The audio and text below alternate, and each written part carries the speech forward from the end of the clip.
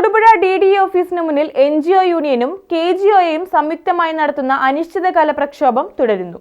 11ാം ദിനത്തിലെ സമരപരിപാടി NGO union area president PM Muhammad Jaleel ഉദ്ഘാടനം ചെയ്തു. വിദ്യാഭ്യാസ വകുപ്പിലെ ജീവനക്കാരുടെ പ്രൊമോഷൻ അട്ടിമറിച്ച് സമഗ്ര ശിക്ഷ കേരളയിൽ സെക്രട്ടേറിയറ്റിൽ നിന്നും അക്കൗണ്ട് ഓഫീസർ നിയമനം നടത്തിയതിനെതിരെ സംസ്ഥാന വ്യാപകമായി മുഴുവൻ വിദ്യാഭ്യാസ ഉപഡയറക്ടർ ഓഫീസുകൾക്ക് മുന്നിലും ജീവനക്കാർ അനിശ്ചിതകാല പ്രക്ഷോഭം നടത്തുകയാണ്. തൊടുപുഴ DDE ഓഫീസിന് മുന്നിൽ NGO യൂണിയന്റെയും KGOയുടെയും സംയുക്ത ആഭിമുഖ്യത്തിലാണ് അനിശ്ചിതകാല പ്രക്ഷോഭം നടത്തുന്നത്. ചൊവ്വാഴ്ച നടന്ന 11ാം ദിനത്തിലെ സമരപരിപാടി NGO union area president PM Muhammad Jaleel ഉദ്ഘാടനം ചെയ്തു. കോഴിക്കോടിലെ മലേഗാവ് സ്കൂളിൽ ഇന്ന് അഡ്മിഷന് വേണ്ടി ക്യൂ നിൽക്കുന്ന സാഹചര്യം ഉണ്ടാവുന്നു. അതുപോലെ അവിടെ +2 സീറ്റിന് കിട്ടുവാനായി വെളുപ്പിന് വരെ 3:30 വരെ അവിടെ ക്യൂ നിന്ന് സ്റ്റേ ചെയ്ത് ടിക്കറ്റ് എടുത്ത് അവിടെ അഡ്മിഷൻ മേടിക്കുന്ന സാഹചര്യങ്ങൾ ഉണ്ടാവുന്നു.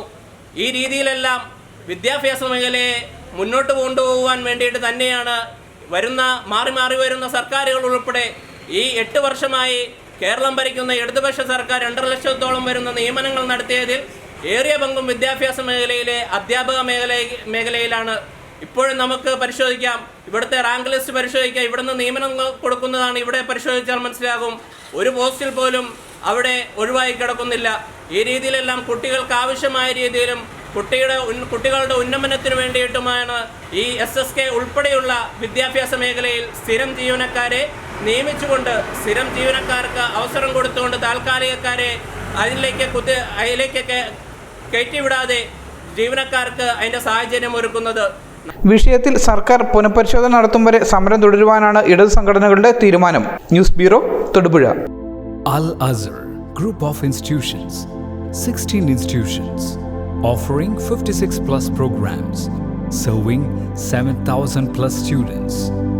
Al Azhar, the most versatile campus in South India since 2002. KM Musa Haji, founder, chairman, Al Azhar Group of Institutions, Todupuzha, had a profound vision of providing high-quality education to the youth. He wished to elevate the underprivileged and minority communities of the Idukki district by offering exceptional educational facilities. Located in the greenest city of Kerala, Al Azhar offers an adorable environment for learning with 127 acres extensive campus, molding generations from kindergarten to masters. Public school, College of Arts and Science, College of Paramedical Science, Training College, Teacher Training Institute, College of Engineering and Technology, Polytechnic College, Law College, College of Pharmacy, College of Nursing, College of Allied Health Sciences, School of Nursing, Dental College, and Al Azhar Medical College and Super Specialty Hospital. Well-developed infrastructure, separate hostel for boys and girls, transportation facilities to major cities and towns nearby, advanced technologies, an expert faculty team, maintaining quality and contributing success, shining light, smiling bright.